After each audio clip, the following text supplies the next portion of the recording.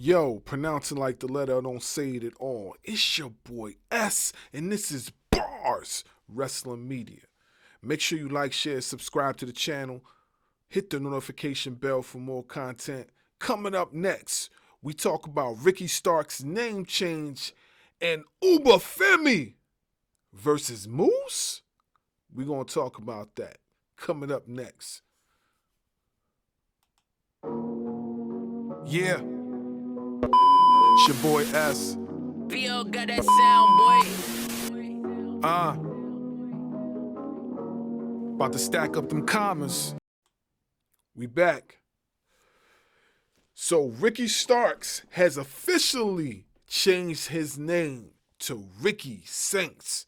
He was recently on Busted Open Radio. He explained to Bully Ray how he felt about the name change and also how the name resonates with his hometown in New Orleans.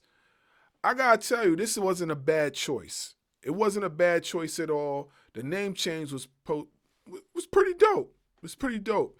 It's not too far from his original name, which was Ricky Starks. It's not too far from that. I mean, what else could you want from the guy? You know what I'm saying? Like, he actually had a choice. Most guys that come into WWE television don't have a choice into what they want to do with their names. You understand what I'm saying? So he actually had a choice, and he made a good one. So I don't really think nobody should really complain, including myself.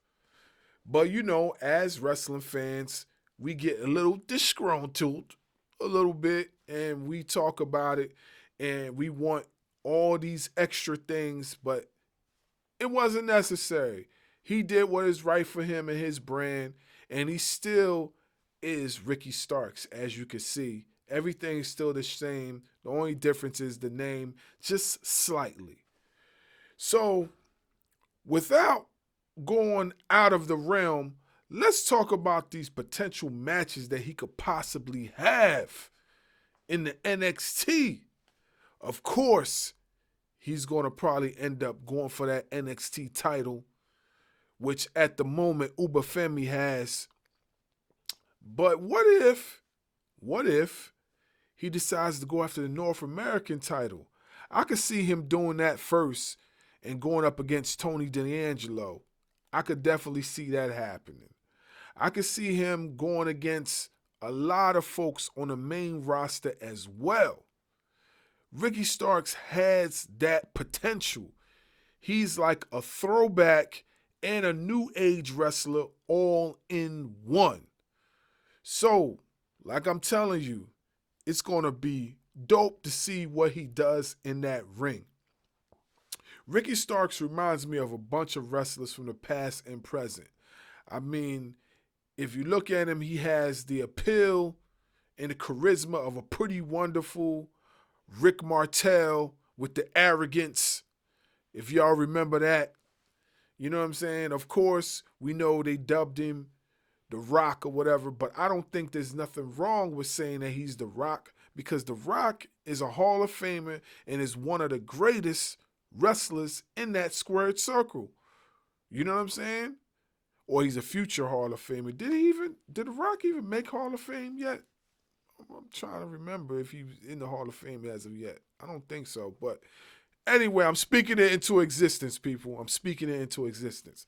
But what I'm saying is that it's nothing wrong with dubbing him that, because, like, The Rock was great at what he did. On top of that, he was great on the mic, and Ricky Starks is definitely one of the greater wrestlers on that microphone. And he also has a little Ric Flair appeal to him too, young Ric Flair. So I'm definitely trying to see what he's going to do moving forward. I can't wait to see what he delivers in that ring on Tuesday on NXT.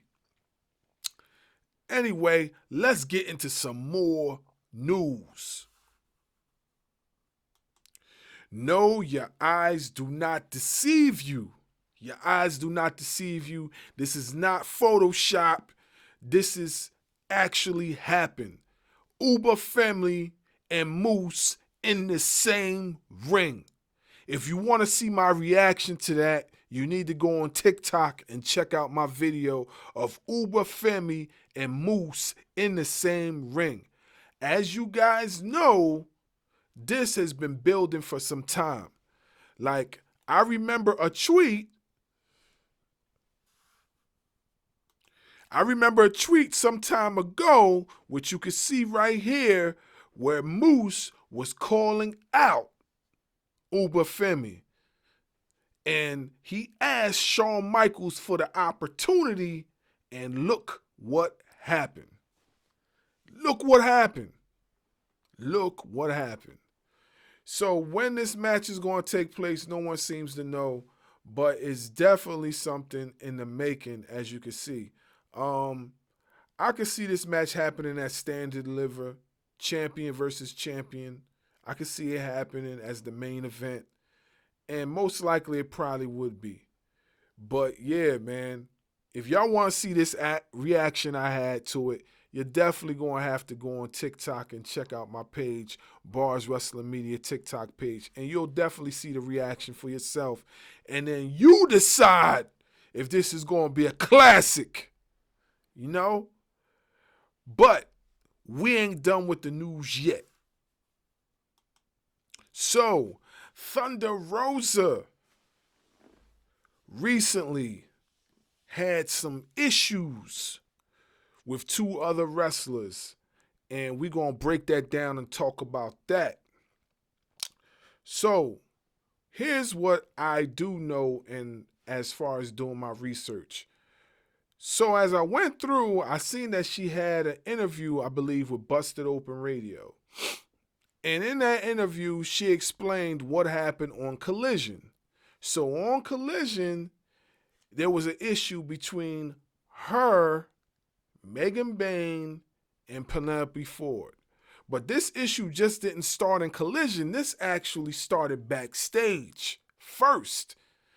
And, you know, Megan Bayne, being a new wrestler in town, she was flexing her muscle. At least that's what Thunder Rosa was explaining. She was flexing her muscle, and Thunder ain't like it. Thunder ain't like it. As far as her looking down on other wrestlers and whatnot. So, Thunder, what was said, and I'm paraphrasing, by the way, approached the issue and let her know that it was unacceptable. So, I'm thinking this tension led on to Collision, which led on to Dynamite, which, as you've seen, the whole debacle with the whole chair and Thunder Rosa running out and Chris Statlander being laid out and all this, it looked like a hot mess. I'm not even going to front. It looked like a hot mess. You understand? And I do think that it didn't look good on Thunder Rosa, nor did it look good on Megan Bayne or Penelope Ford. Let's just be for real. That whole situation was uncalled for, you know, and it got people questioning whose fault it was. Now, to me, it didn't look like it was Thunder Rosa's fault. I mean, what else could she have possibly done? Like, she came into the ring with the chair, and usually when you're the face, you come with a chair to make the save. What does the heel do? The heel runs outside the ring. But that didn't happen. In fact, they went back and forth with Thunder Rosa, which was very unexpected and looked very weird. But they went back and forth with her, which I didn't think was good at all on either wrestler.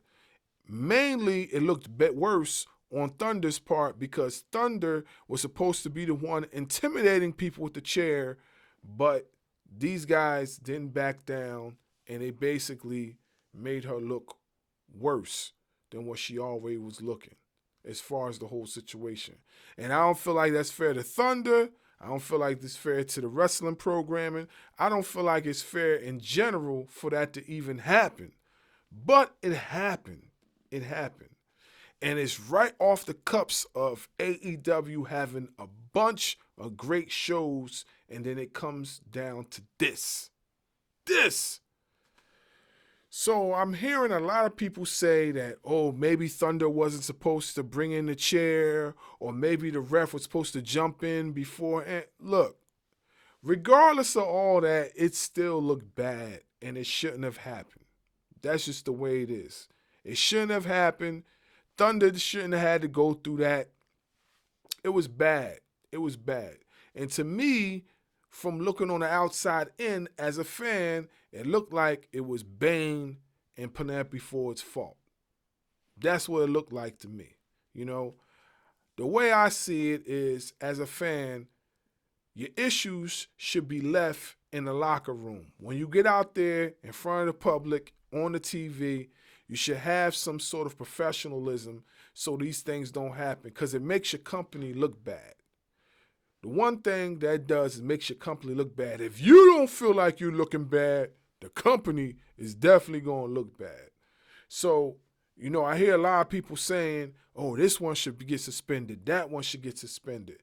Leave that up to AEW management to how they're going to handle it.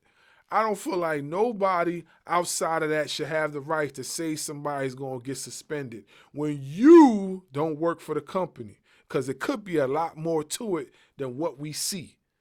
So, obviously, though, most likely somebody would get disciplined, but that's not our call. You know what I'm saying? That's for them to make, for them to see how they felt about it. That's all I got to say about that. Anyway, that was enough of my rant. It's your boy S, and this is BARZ Wrestling Media. We'll be back with another one.